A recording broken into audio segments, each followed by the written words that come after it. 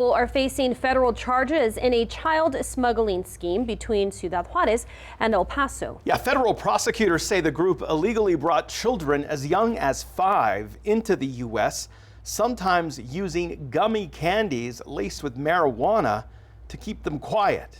According to court documents, the 4 individuals were part of a smuggling scheme from May to October of last year. Prosecutors identified the smugglers as Susana and Daniel Guadan, both 50 years old, Mexican nationals, along with Diane Guadian, a 32-year-old U.S. citizen, and Manuel Valenzuela, a 35-year-old legal resident of El Paso. According to prosecutors, drivers were recruited to present false documents at ports of entry and paid about $900 per child. Diane Guadian and Manuel Valenzuela, were arrested in El Paso last week.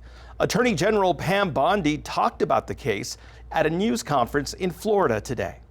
These monsters behind the operation drugged unaccompanied children coming into our country, giving them THC so they would be asleep when passing through customs.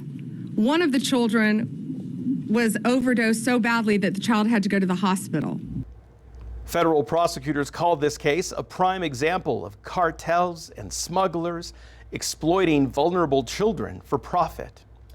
So those arrests in El Paso are part of a larger operation announced today aimed at combating transnational criminal organizations involved in human trafficking and smuggling. Attorney General Pam Bondi said Joint Task Force Alpha, a group already working at the southern border, is now being expanded to work along the northern and maritime borders. The group will now include agents from the DEA, ATF, and the FBI. Bondi said today that too many people are getting killed while being smuggled by coyotes and warns that no one should be paying them money to cross into the U.S. The northern border, it always has been, but it's gotten much worse, much more prevalent because it's a multi-billion-dollar business, the smuggling of drugs, guns, and humans.